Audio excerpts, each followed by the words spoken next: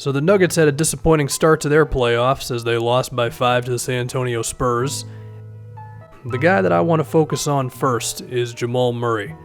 His box score numbers were not beautiful, 8 for 24 from the field, 0 for 6 from 3, 0 assists, but I do want to be nice to him first. He had quite a few assist opportunities that just didn't convert into actual baskets. Jokic had an offensive foul here, and he was able to get it to guys for some open looks. Now, that doesn't mean that Jamal Murray was throwing dimes all over the floor, but I wouldn't freak out too much over that 0 assist number because he could have easily had a few more. So I don't think he was some ball hog that was hijacking the Nuggets offense.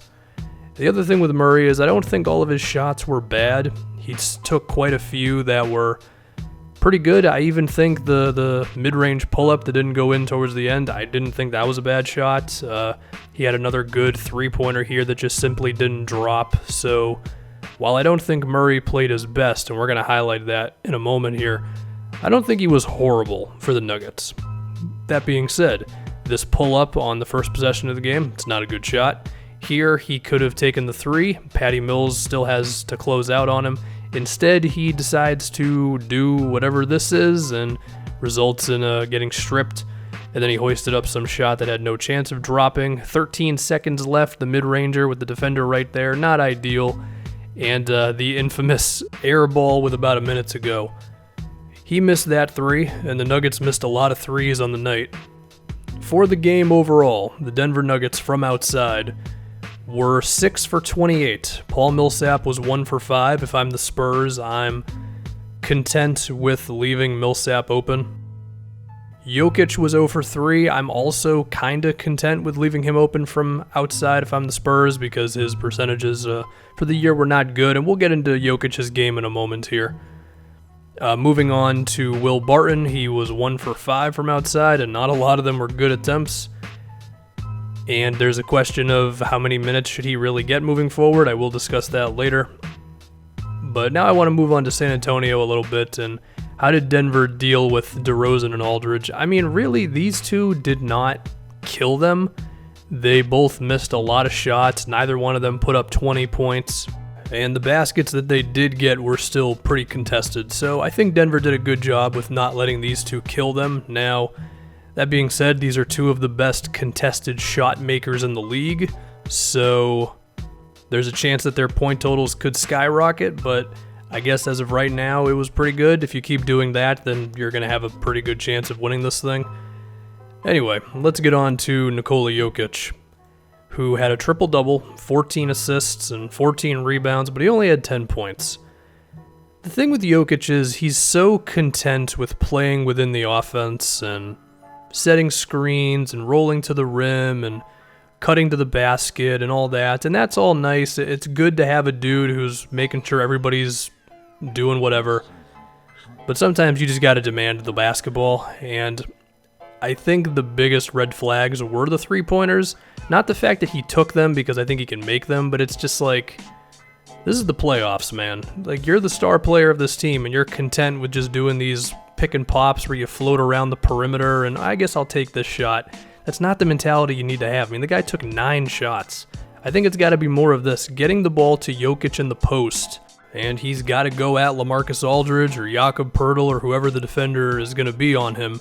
And I think this could open up more shots for Denver. I mean, I mentioned that the threes didn't go in, but you expect them to go in moving forward, but also they get so many open looks off of Jokic being around the basket because then the defense is forced to collapse on the guy somewhat. I mean, Jokic is a pretty damn good post scorer, so they're not going to ignore him, and Denver was able to get just a lot of good looks, whether they were threes or their guys being able to take pull-ups, regardless of if they went in or not. Just getting those looks is how they're going to win, and I think Denver, throughout the regular season, had this thing with their offense where they kind of wanted everybody to touch the ball in different moments where it'd be Jokic running it or somebody else. I think at this point it's got to be Jokic on the elbows and in the post almost every single possession. Anyway, let's get to Will Barton now. He was not good. His plus-minus was 0. I don't think that tells you much. He was 6 for 15 from the field, 1 for 5 from 3.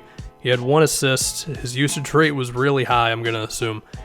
he took a lot of bad shots, over dribbling and pull-up threes, and thinking that he's kind of the best player on the team when that is, of course, not the case.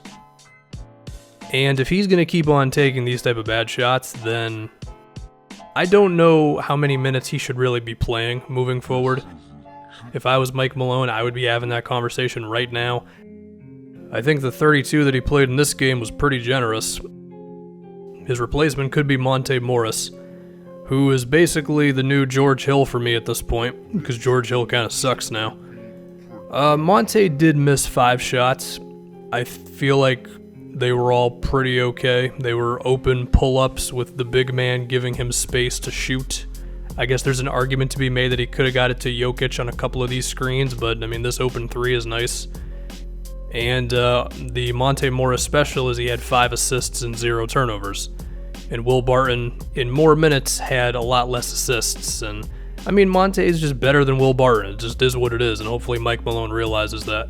And that doesn't mean Will Barton doesn't have any value, because it's nice to have that aggressive dude, and sometimes Monte may be a little too hesitant to shoot. But in terms of fundamental play after play doing the right thing, he's probably the guy to play there. So, yeah, Denver, they got some things to work out. Spurs got him in game 1. We'll see if they bounce back.